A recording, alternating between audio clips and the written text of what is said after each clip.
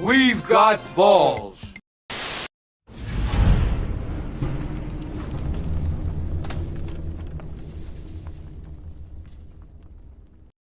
Born just north of New York City in 1930, Babcock joined the University of Georgia varsity team in 1950, where he had a small role on a 6-3-3 Bulldogs team as he notched just 77 yards on 8 receptions. And even though at one point Georgia was ranked as high as 13th in the nation, they finished unranked with a record of 5-5, with their worst loss coming at the hands of rival Georgia Tech in a 48-6 thrashing in the final game of the season. As a senior, even with an extra game under his belt, all of Babcock's stats took a dip, with the exception of touchdowns with 3. Meanwhile, the Bulldogs, on the other hand, did improve, finishing with a record of 7-4, with 3 of their losses coming against ranked opponents with a combined total score of 94-28. Needless to say, Babcock didn't have the storybook ending that many of his predecessors had before him. The San Francisco 49ers were good at this point, if not a bit unspectacular, with a record of 7-5 in 1952, good enough for third place in their division.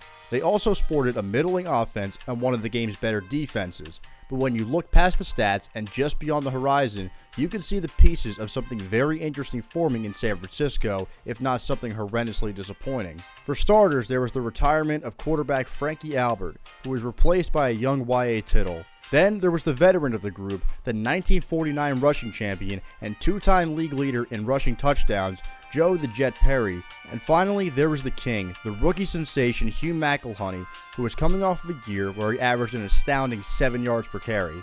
The future was bright for this Niners team, and with the right pick at number 1, they could quickly find themselves competing for the top spot in their division, which had been dominated by the Los Angeles Rams and the reigning champion Detroit Lions.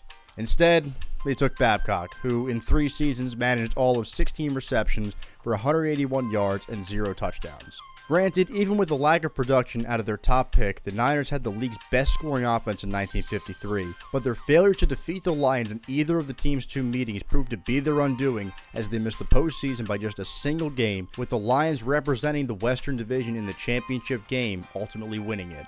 The Niners did, however, make up for their miss on Babcock by signing another 1953 draft pick, Arizona State's John Henry Johnson, who had previously decided to join the Canadian Football League over signing with the Pittsburgh Steelers due to a dispute in the terms of his deal. Johnson, along with Tittle, Perry, and McElhenny, went on to form what became known as the Million Dollar Backfield, and despite having 4 Hall of Famers populating the same backfield for 3 seasons, the Niners never amounted to anything meaningful, and this unit never reached the postseason.